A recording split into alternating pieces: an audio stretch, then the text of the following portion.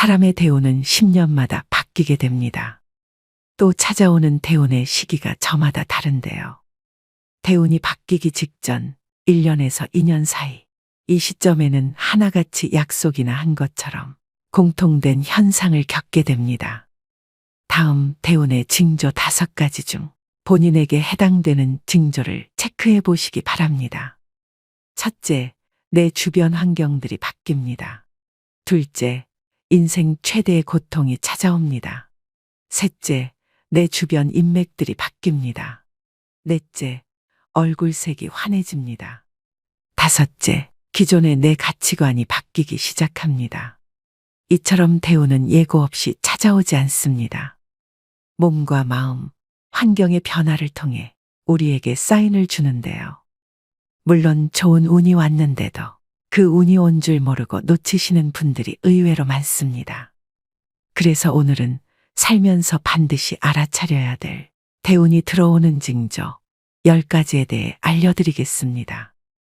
오늘의 영상 끝까지 시청하셔서 대운을 놓치시는 일이 없길 바랍니다. 첫 번째는 내 주변 인맥들이 바뀌기 시작합니다. 지인이 됐든 아는 사람이 됐든 친구가 됐든 대운이 들어올 때는 만남이 싫어집니다. 즉 득이 안 생기는 쓸데없는 시간이라고 생각이 들어서 필요 이상의 시간 낭비를 안 하려고 합니다. 큰 의미 없는 담소를 나눴던 사람들과의 만남이 점점 줄어들기 시작하면서 그런 사람들이 정리가 됩니다. 반면 오랜 인연이 끊어지고 새로운 인연들이 생겨납니다. 내 운의 흐름이 바뀌면 자연스레 만나게 되는 사람들이 바뀝니다. 예전에 스쳐 지나갔던 인연이 우연히 다시 되풀이 될 수도 있고 새롭고 낯선 사람을 만날 수도 있습니다. 두 번째는 주변 환경이 바뀝니다. 나를 둘러싼 환경이 자의반 타의반으로 변화할 수밖에 없는 상황이 만들어지게 됩니다. 내가 원했든 원하지 않았든 상관이 없습니다. 이직이나 취직으로 인한 직업적 변화, 또 이사를 하는 등 주거 변동이 생깁니다. 자동적으로 살림살이를 자꾸 만지게 되면 물론 내내 잘 살다가 갑자기 집 인테리어를 새로 하거나 배치를 바꾸게 됩니다. 이렇게 기회 순환이 생겨나고 주변은 정리정돈이 되어서 일석이조의 좋은 효과를 볼 수 있습니다. 세 번째는 얼굴색이 바뀝니다. 안 좋은 일이 생기면 표시가 나듯이 좋은 일도 얼굴에 표시가 나기 마련인데요. 대운이 들어올 때는 얼굴색이 환하게 바뀌게 됩니다. 정작 나는 아무것도 하지 않았고 예쁘게 치장도 안 했음에도 불구하고 얼굴에 생기가 돕니다. 또 주변 지인들에게 인상이 폈다는 말을 자주 듣게 됩니다. 이는 고된 시련과 나쁜 인연이 사라져 근심 걱정이 없어졌기 때문에 평온한 마음이 그대로 얼굴로 드러나는 것입니다. 반대로 일이 안 풀리고 힘들게 되면 얼굴이 새카매집니다. 그럴 때는 아직 기운이 좋은 상태가 아니라고 생각하시면 됩니다. 네 번째는 새로운 것을 시도하게 됩니다. 늘 생각만 하고 그냥 그렇지 하고 지나치던 것들이 새롭게 보이기 시작합니다. 자연스럽게 관심이 생겨 시도를 해보게 되는 것까지 행동으로 옮겨지고 있다면 그 또한 대운이 들어오고 있음을 짐작할 수 있습니다. 갑자기 방 구조를 바꿔본다거나 낡은 옷을 버리고 새 옷을 구입한다든지 등의 행동을 하게 됩니다. 나에게 익숙해진 것들을 버리고 정리한다는 것은 여간 쉬운 일이 아닙니다. 새로운 시작을 두려워하지 않는다는 것 자체가 좋은 대운의 기운이 느껴지는 대목입니다. 다섯 번째는 성격이나 말투가 바뀝니다. 작은 일에도 화를 버럭 내고 예민하고 까칠했던 사람이라도 대운이 들어올 때쯤엔 성격이 굉장히 너그러워지고 온화하게 바뀝니다. 말투 자체에도 여유로움과 따뜻함이 넘치게 되는데요. 이유 없이 마음이 편해지기 때문입니다. 좋은 운이 들어오기 시작하면 근심 걱정이 사라지고 마음에 여유가 생겨 느긋해집니다. 여섯 번째는 인생 최대의 고통이 찾아옵니다. 부모님이나 가족의 사망, 이혼, 사기, 폐업 등 인생 전반의 기틀을 흔들 만한 고통스러운 일이 생깁니다. 희망이 없고 앞으로 어떻게 살지 하는 막막한 느낌. 포기하고 싶은 그런 상황이 옵니다. 앞이 안 보이고 상황이 최악일 때 운의 전환점이 시작되는데요. 가장 추운 겨울을 이겨내야 따뜻한 봄을 맞이할 수 있는 이치와 같습니다. 나쁜 일이 지나가면 반드시 좋은 일이 찾아오는 법이죠. 이 시기를 잘 버티고 견딘다면 분명 좋은 운이 들어오는 시기가 찾아옵니다. 인생의 밑바닥에 온 것 같은 시기에는 좌절 대신 고통 속에서 많이 배우고 깨달음을 얻으셔야 됩니다. 나쁜 일이 가면 반드시 좋은 일이 올 차례입니다. 의심하지 않아야 됩니다. 그래야지 나한테 기회가 왔을 때 그것을 놓치지 않고 잡아서 대운을 맞이할 수 있습니다. 희망을 갖고 버티셔야 됩니다. 7번째는 기분 좋은 일들이 많이 생깁니다.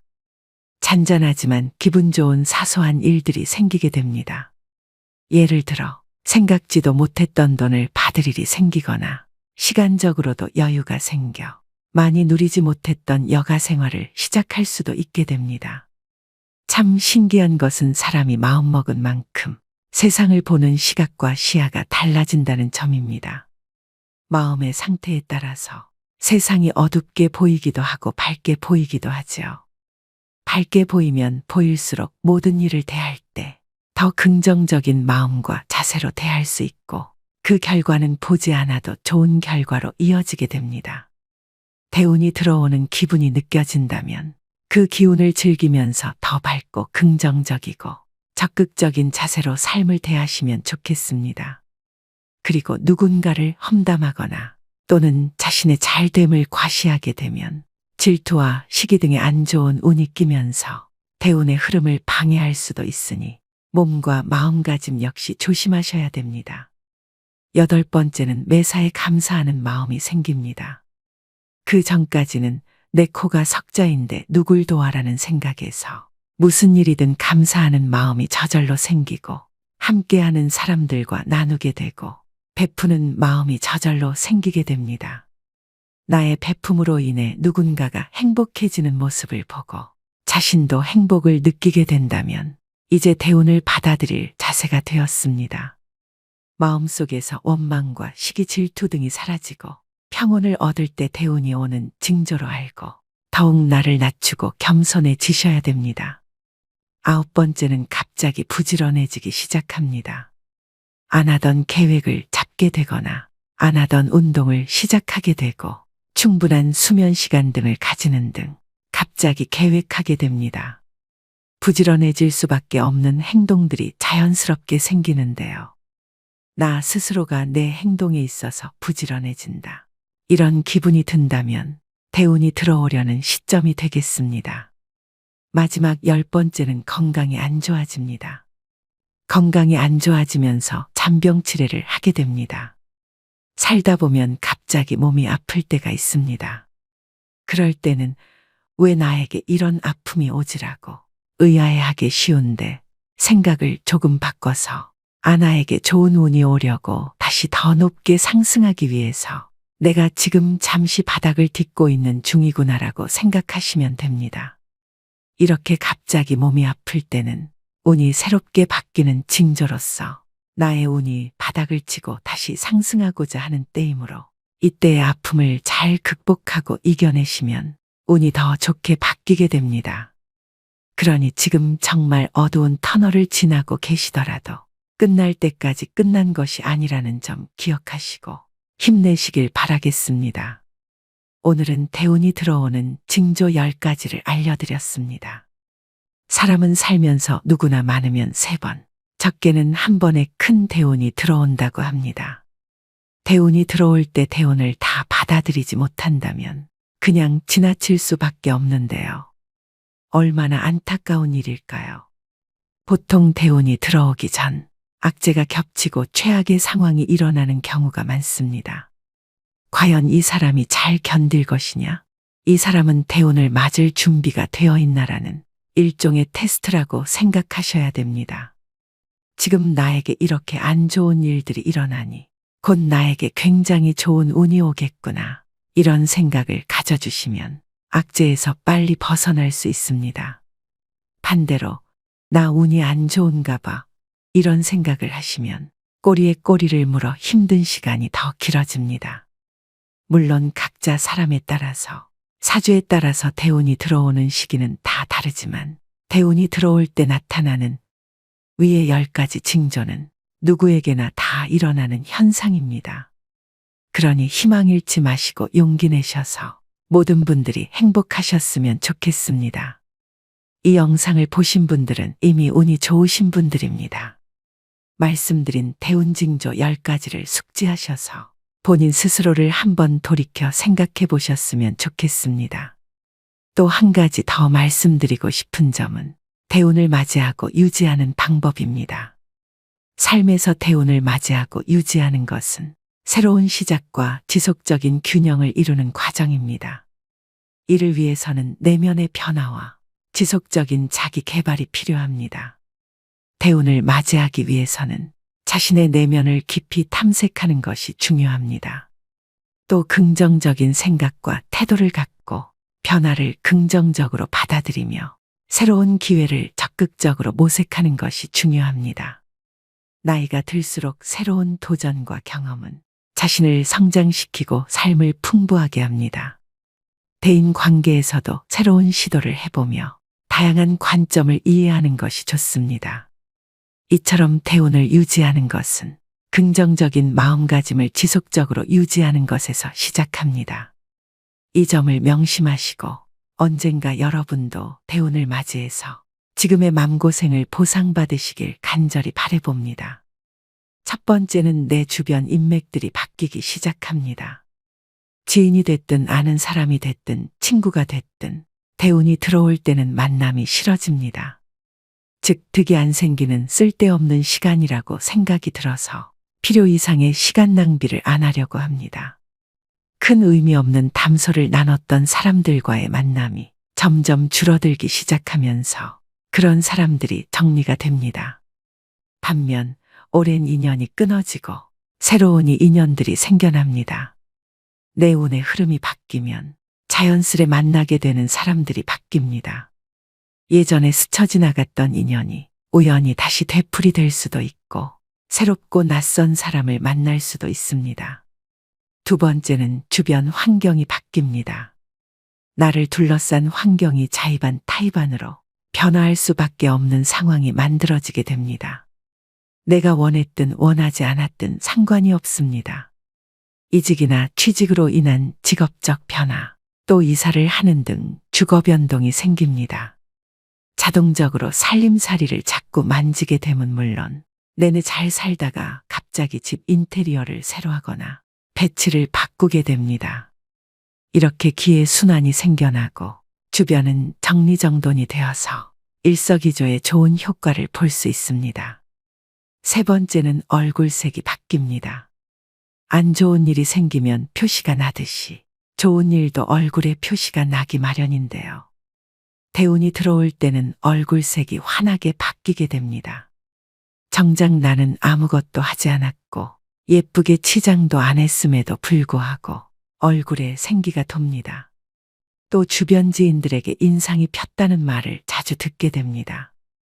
이는 고된 시련과 나쁜 인연이 사라져 근심 걱정이 없어졌기 때문에 평온한 마음이 그대로 얼굴로 드러나는 것입니다. 반대로 일이 안 풀리고 힘들게 되면 얼굴이 새카매집니다. 그럴 때는 아직 기운이 좋은 상태가 아니라고 생각하시면 됩니다. 네 번째는 새로운 것을 시도하게 됩니다. 늘 생각만 하고 그냥 그렇지 하고 지나치던 것들이 새롭게 보이기 시작합니다. 자연스럽게 관심이 생겨 시도를 해보게 되는 것까지 행동으로 옮겨지고 있다면 그 또한 대운이 들어오고 있음을 짐작할 수 있습니다. 갑자기 방 구조를 바꿔본다거나 낡은 옷을 버리고 새 옷을 구입한다든지 등의 행동을 하게 됩니다. 나에게 익숙해진 것들을 버리고 정리한다는 것은 여간 쉬운 일이 아닙니다. 새로운 시작을 두려워하지 않는다는 것 자체가 좋은 대운의 기운이 느껴지는 대목입니다. 다섯 번째는 성격이나 말투가 바뀝니다. 작은 일에도 화를 버럭내고 예민하고 까칠했던 사람이라도 대운이 들어올 때쯤엔 성격이 굉장히 너그러워지고 온화하게 바뀝니다. 말투 자체에도 여유로움과 따뜻함이 넘치게 되는데요. 이유 없이 마음이 편해지기 때문입니다. 좋은 운이 들어오기 시작하면 근심 걱정이 사라지고 마음에 여유가 생겨 느긋해집니다. 여섯 번째는 인생 최대의 고통이 찾아옵니다. 부모님이나 가족의 사망, 이혼, 사기, 폐업 등 인생 전반의 기틀을 흔들 만한 고통스러운 일이 생깁니다. 희망이 없고 앞으로 어떻게 살지 하는 막막한 느낌, 포기하고 싶은 그런 상황이 옵니다. 앞이 안 보이고 상황이 최악일 때 운의 전환점이 시작되는데요. 가장 추운 겨울을 이겨내야 따뜻한 봄을 맞이할 수 있는 이치와 같습니다. 나쁜 일이 지나가면 반드시 좋은 일이 찾아오는 법이죠. 이 시기를 잘 버티고 견딘다면 분명 좋은 운이 들어오는 시기가 찾아옵니다. 인생의 밑바닥에 온 것 같은 시기에는 좌절 대신 고통 속에서 많이 배우고 깨달음을 얻으셔야 됩니다. 나쁜 일이 가면 반드시 좋은 일이 올 차례입니다. 의심하지 않아야 됩니다. 그래야지 나한테 기회가 왔을 때 그것을 놓치지 않고 잡아서 대운을 맞이할 수 있습니다. 희망을 갖고 버티셔야 됩니다. 일곱 번째는 기분 좋은 일들이 많이 생깁니다. 잔잔하지만 기분 좋은 사소한 일들이 생기게 됩니다. 예를 들어 생각지도 못했던 돈을 받을 일이 생기거나 시간적으로도 여유가 생겨 많이 누리지 못했던 여가 생활을 시작할 수도 있게 됩니다. 참 신기한 것은 사람이 마음먹은 만큼 세상을 보는 시각과 시야가 달라진다는 점입니다. 마음의 상태에 따라서 세상이 어둡게 보이기도 하고 밝게 보이기도 하죠. 밝게 보이면 보일수록 모든 일을 대할 때 더 긍정적인 마음과 자세로 대할 수 있고 그 결과는 보지 않아도 좋은 결과로 이어지게 됩니다. 대운이 들어오는 기분이 느껴진다면 그 기운을 즐기면서 더 밝고 긍정적이고 적극적인 자세로 삶을 대하시면 좋겠습니다. 그리고 누군가를 험담하거나 또는 자신의 잘됨을 과시하게 되면 질투와 시기 등의 안 좋은 운이 끼면서 대운의 흐름을 방해할 수도 있으니 몸과 마음가짐 역시 조심하셔야 됩니다. 여덟 번째는 매사에 감사하는 마음이 생깁니다. 그 전까지는 내 코가 석자인데 누굴 도와라는 생각에서 무슨 일이든 감사하는 마음이 저절로 생기고 함께하는 사람들과 나누게 되고 베푸는 마음이 저절로 생기게 됩니다. 나의 베품으로 인해 누군가가 행복해지는 모습을 보고 자신도 행복을 느끼게 된다면 이제 대운을 받아들일 자세가 되었습니다. 마음속에서 원망과 시기 질투 등이 사라지고 평온을 얻을 때 대운이 오는 징조로 알고 더욱 나를 낮추고 겸손해지셔야 됩니다. 아홉 번째는 갑자기 부지런해지기 시작합니다.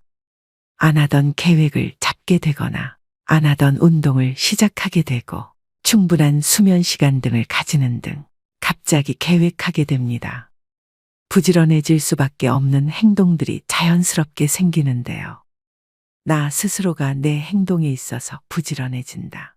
이런 기분이 든다면 대운이 들어오려는 시점이 되겠습니다. 마지막 열 번째는 건강이 안 좋아집니다. 건강이 안 좋아지면서 잔병 치레를 하게 됩니다. 살다 보면 갑자기 몸이 아플 때가 있습니다. 그럴 때는 왜 나에게 이런 아픔이 오지라고 의아해하기 쉬운데 생각을 조금 바꿔서 나에게 좋은 운이 오려고 다시 더 높게 상승하기 위해서 내가 지금 잠시 바닥을 딛고 있는 중이구나라고 생각하시면 됩니다. 이렇게 갑자기 몸이 아플 때는 운이 새롭게 바뀌는 징조로서 나의 운이 바닥을 치고 다시 상승하고자 하는 때이므로 이때의 아픔을 잘 극복하고 이겨내시면 운이 더 좋게 바뀌게 됩니다. 그러니 지금 정말 어두운 터널을 지나고 계시더라도 끝날 때까지 끝난 것이 아니라는 점 기억하시고 힘내시길 바라겠습니다. 시간이 지날수록 계속 만나야 하나를 고민하게 되는 사람이 있습니다. 친구니까 거리만 좀 두면 되지 않을까요? 물론 그런 사람도 있지만 아예 빨리 결단을 내려야 할 사람도 있습니다. 인간은 혼자서는 살아갈 수 없는 존재이지만 나에게 악영향을 미치는 사람과 억지로 관계를 이어나갈 필요는 없습니다. 모든 인연을 감수하려 하면 인생이 남루하고 괴롭습니다. 오랜 친구니까 무조건 참거나 받아들여라. 만난 시간이 중요한 게 아닙니다. 감당하기 어려운 인연은 적절히 손절하는 것이 좋습니다. 나중에 후회해봐야 뒤늦게 발견된 암세포와도 같습니다. 빠르게 잘라내야만 내가 살 수 있습니다. 우리는 인연을 맺음으로써 도움을 받기도 하지만 그에 못지않게 피해도 많이 당하는데 대부분의 피해는 진실 없는 사람에게 진실을 쏟아부은 대가로 받는 벌입니다. 어떤 인연을 만나고 맺느냐에 따라서 내 행복과 불행이 결정됩니다. 여러분 가까이 있는 사람들이 여러분 인생을 만듭니다. 인생을 살아보니 인연은 아름답기도 하고 감사하기도 하고 불편하기도 고통스럽기도 합니다. 나이 들수록 아름답고 감사한 인연들만 안고 가셔야 됩니다. 운명은 타고나는 것이지만 팔자는 만들어가는 것입니다. 맞지 않는 인연의 끈을 놓지 못하고 끝까지 잡고 계시면 자기 팔자 자기가 꼬는 겁니다. 때문에 여러분의 방에 절대 아무나 들여서는 안 됩니다. 오늘 말씀드릴 유형의 사람은 오랜 친구라도 반드시 인연을 끊어야 되는 사람입니다. 그냥 평생 가까이 두지 않는 것이 낫다고까지 말씀드릴 수 있습니다. 영상을 끝까지 시청하셔서 더 이상 인간관계 때문에 나의 귀한 시간과 감정 낭비하지 않으셨으면 합니다. 첫 번째는 얻어먹기만 하는 사람입니다. 살다 보면 남에게 베풀 줄은 전혀 모르고 얻어먹기만 하는 사람들이 있습니다. 이런 사람들은 처음 한두 번은 내가 베풀 수 있어도 계속되면 온갖 정이 떨어지고 결국엔 질려버리고 맙니다. 상대가 좋은 차 탄다고 돈 제일 많이 번다고 이유를 대며 계속 얻어먹습니다. 다른 사람이 잘 된 것이 자기 덕분인 양 주인 행세하는 그 거지근성은 어디에서 나온 것인지 참 궁금합니다. 권리도 아닌데 권리인 양 착각하는 사람들은 인격이 미성숙한 사람입니다. 받는 게 당연한 줄로만 알고 나중에 안 주면 오히려 역정을 냅니다. 호의가 계속되면 호구가 된다는 말이 딱 이런 사람들 상대로 맞는 말입니다. 그들을 자세히 살펴보면 평소 자기가 하고 싶은 것들은 모두 누리고 유독 사람을 만날 때만 돈이 없다고 말합니다. 친구의 양보 10,000원 하니 어처구니가 없습니다. 이처럼 당연하게 얻어먹는 사람은 다른 사람이 이룬 성공은 함부로 폄하하면서 자기가 가진 것은 굉장히 귀하게 여기는 이기적인 사람입니다. 이런 친구 중 적지 않은 수는 내가 어려울 때 나 몰라라 할 가능성이 높습니다. 내 어려움을 안타까워하기보다 얻어먹을 대상 하나가 줄었다는 식입니다. 다만 내가 사면 상대도 반드시 사야 한다는 것이 아닙니다. 얻어먹기만 하려는 친구와 형편에 맞게 사려는 친구는 눈에 보입니다. 형편이 안 되는 친구는 돈 걱정 말고 몸만 오라고도 합니다. 그 마음이 와닿기 때문입니다. 얻어먹기만 하는 친구는 작은 이익에 집착하는 옹졸함과 이기적인 면이 관계를 해칩니다. 친구를 이용만 한다는 생각에 만남이 짜증스럽습니다. 이런 친구에게 쓰는 돈은 헛돈 쓰는 것과 같습니다. 차라리 어려운 사람에게 기부하는 것이 100번 낫습니다. 얻어먹기만 하고 베풀 줄 모르는 사람은 평생 가도 그 버릇을 못 고칩니다. 이런 사람을 가까이 하면 내 주머니만 가벼워지고 내게는 득될 것이 하나도 없음을 명심하셔야 됩니다. 두 번째는 부정적인 사람입니다. 만날 때마다 우울한 얘기, 힘든 얘기, 불평불만을 쏟아내는 사람입니다. 매번 들어주다 지쳐 해결 방안을 찾아주면 온갖 핑계를 대며 안 돼, 못해를 시전합니다. 새로운 가능성과 희망에 대해 얘기하는 상황에서도 이건 이래서 못한다, 그건 저래서 안 된다. 안 되는 이유들만 늘어놓습니다. 어떻게든 부정적인 흠만 후벼 파는 사람입니다. 즉, 나를 소모해서 자신을 충전시키는 에너지 뱀파이어 유형입니다. 곁에 두게 되면 제일 위험한 인물이라고도 할 수 있는데요. 부정적인 에너지는 반드시 서로 전염됩니다. 이 과정은 나도 모르게 일어나기 때문에 더더욱 알아차리기 힘듭니다. 이런 사람이 옆에 있으면 될 일도 안 됩니다. 부정적인 사람과 시간을 많이 보내게 되면 현상에 대한 객관화가 잘 안 돼서 바른 방향으로 가기가 어렵습니다. 즉 호랑이 입에 여러분의 머리를 넣어선 안 된다는 말입니다. 이런 사람들은 주위의 에너지를 뺏고 건설적인 생각을 차단시키는 아주 위험한 존재인데요. 나의 꿈도 내 목표도 모두 차단시킬 사람입니다. 특히 내가 힘들거나 불안정한 상황일 때는 더더욱 영향을 받고 흔들리기 쉽기 때문에 1순위로 멀리해야 될 사람입니다. 말이 씨가 된다는 말 다들 들어보셨을 겁니다. 말에는 생각이 담겨져 있고 생각은 그 무엇보다 크고 강력한 존재이기에 우리는 늘 조심하고 또 조심해야 합니다. 처음엔 무심코 들었던 그 부정적 씨앗이 나중에는 자신을 집어삼킬 수도 있음을 명심하셔야 됩니다. 사람을 곁에 두는 것은 정말 신중히 해야 하는 일인데 부정적인 사람을 곁에 둔다는 것은 내가 하는 모든 일이 잘 안 풀리고 나쁜 상황만을 맞이하고 싶다는 이야기와도 같습니다. 오히려 만나는 모든 사람을 존중하고 배우려는 긍정적인 태도를 가지고 있는 사람과 가까이 해야 됩니다. 단언컨대 부정적인 사람은 여러분의 인생에 단 1%도 도움이 안 됩니다. 과감히 손절하셔야 됩니다. 세 번째는 뒷담화하는 사람입니다. 우리가 인생을 살아가면서 아예 뒷담화를 안 할 수는 없다고 생각합니다.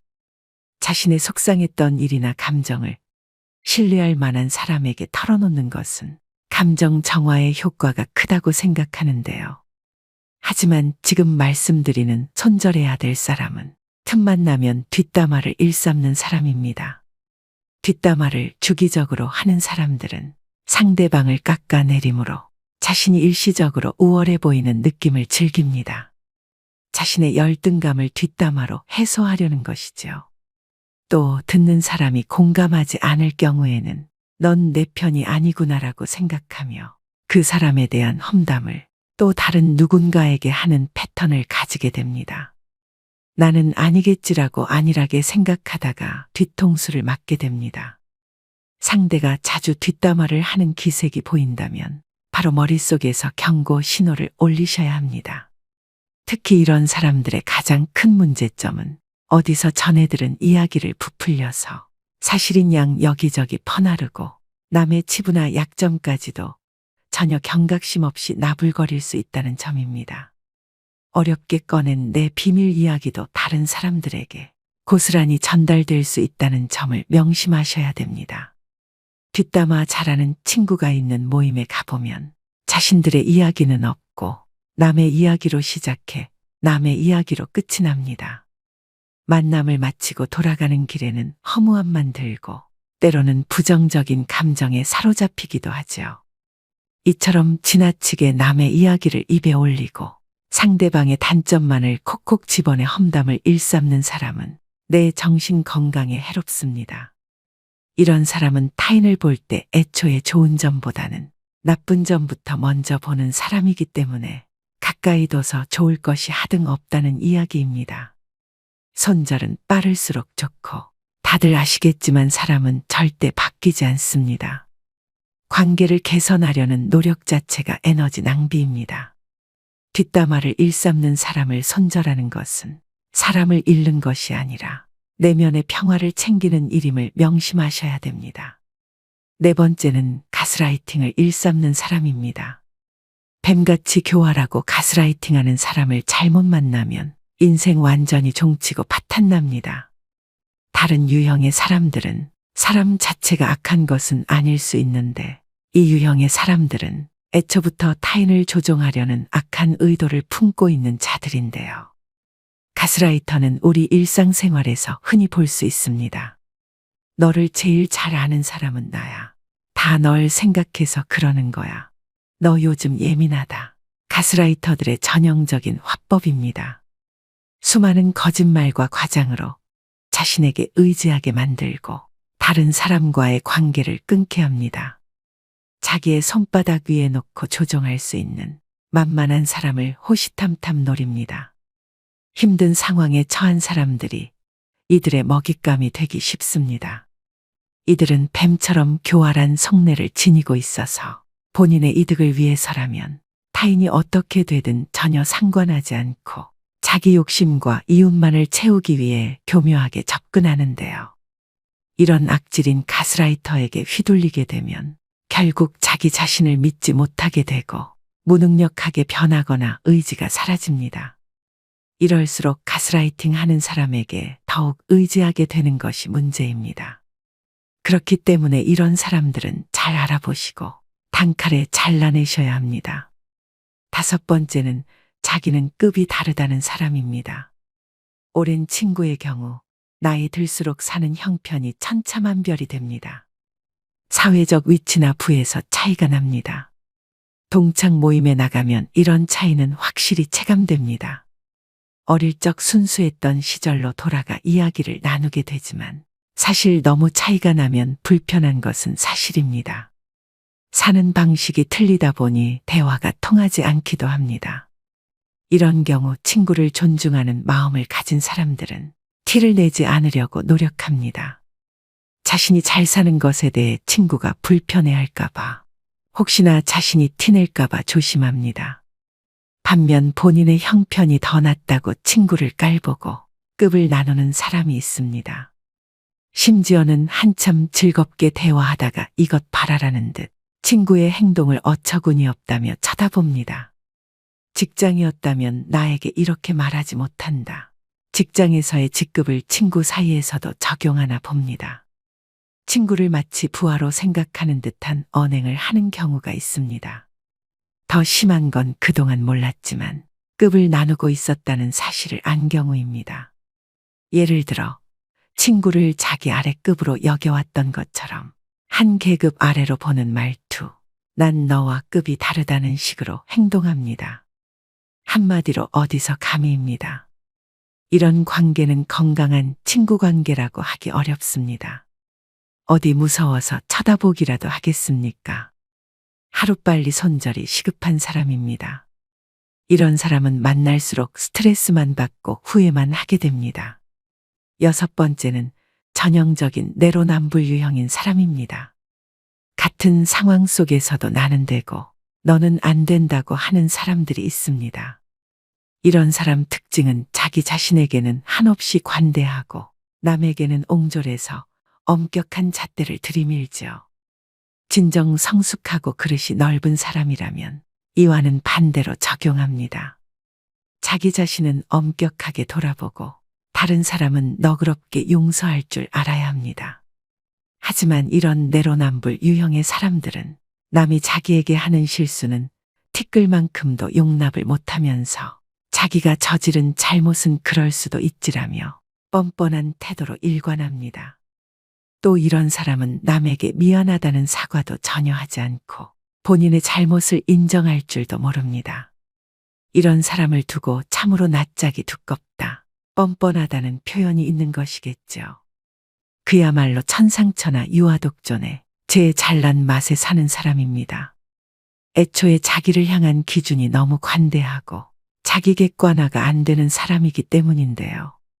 이런 사람과 대화를 하다 보면 우라통이 치밀거나 속에 천불이 납니다.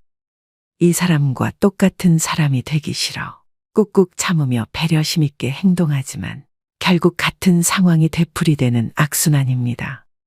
이런 사람과 엮이면 매우 피곤하고 아무리 말을 하고 설득을 해도 씨알도 먹히지 않기 때문에 그냥 차라리 조용히 손절을 하고 멀어지는 것이 내 심신안정에 이로운 길입니다.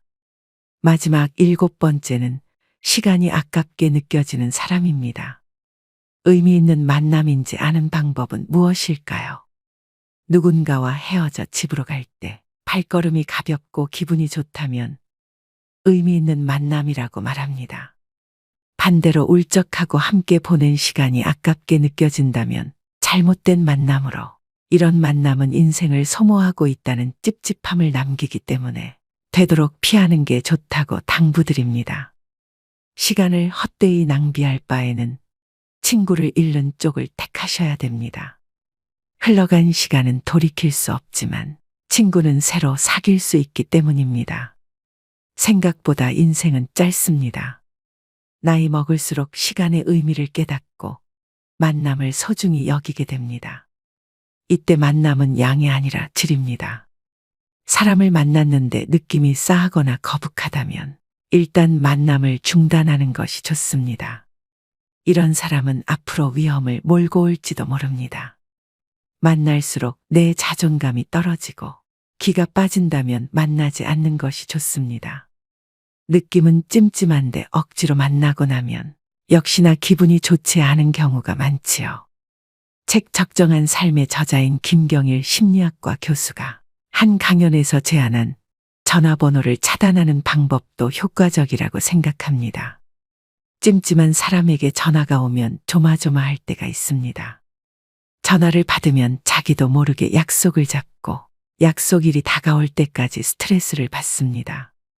아예 번호를 뜨지 않게 하면 이런 고통에서 벗어날 수 있습니다. 우연히 만나게라도 되면 전화기를 바꾸다가 연락처를 모두 날려버렸다고 하면 됩니다. 이때 절대 구구절절 설명하려 들지 마십시오. 내 마음도 부담스럽고 상대방에게도 들키게 됩니다. 가볍고 간단하게 말하면 됩니다. 죄 지은 사람처럼 행동하고 길게 설명하는 태도는 재발절인 행동입니다. 이런 사람과 애써 만남을 유지하면서 내 소중한 수명을 깎아먹지 마시기 바랍니다. 오늘의 영상 어떠셨나요? 말씀드린 손절해야 되는 사람 유형 7가지는 친구를 떠나서 모든 인간관계에서 통용됩니다. 어릴 때는 인간관계를 정리하고 손절을 하면 세상 큰일이 나는 줄 알았습니다. 그런데 나이가 들수록 내 곁에 나와 잘 맞고 대화가 잘 되는 사람이 있다는 게 감사하다는 생각이 듭니다. 안 맞는 사람들은 하루라도 빨리 끊어내는 것이 내 인생을 윤택하게 만드는 길임을 깨닫습니다. 상처를 받을 것인지 말 것인지 또 상처를 키울 것인지 말 것인지도 내가 결정합니다. 그 사람의 행동은 어쩔 수 없지만 반응은 언제나 내 몫입니다. 진정한 인연이라면 최선을 다해서 좋은 인연을 맺도록 노력하고 스쳐가는 인연이라 생각되면 무심코 지나쳐버려야 합니다. 그것을 구분하지 못하고 만나는 모든 사람들과 헤프게 인연을 맺어 놓으면 쓸만한 인연을 만나지 못하는 대신에 어설픈 인연만 만나게 되어 그들에 의해 삶이 침해되는 고통을 받아야 합니다. 사람의 타고난 성격은 좀처럼 변하지 않으므로 고쳐 쓰기보다는 인연을 바꾸어 쓰는 것이 옳습니다. 즉 덩굴손 나무는 가까이 두면 감고 올라가 해롭게 함으로 싹을 잘라버려야 함과 같죠. 물론 상대방이 한두 번 잘못했다고 가차없이 손절하라는 것은 아닙니다. 오랜 친구니까 그동안 이해하고 넘어갔던 부분이 많으실 겁니다. 많이 만나보고 심사숙고해서 내리는 결정입니다. 아닌 줄 알면서도 끝까지 붙들고 계시는 분들이 많습니다. 놓을 땐 놓을 줄도 알아야 됩니다. 모든 미련은 시절에 달린 것이며 언제 떠나느냐의 분기점이 다를 뿐입니다. 다스림에는 한계가 있으며 이를 분별하는 것이 통찰력이죠. 오늘의 영상이 인간관계에 있어 통찰력을 기르는 시간이 되셨길 바랍니다. 오늘도 노후의 지혜와 함께 해주셔서 감사드립니다. 황금빛으로 무르익어가는 여러분의 지혜로운 인생을 언제나 응원합니다.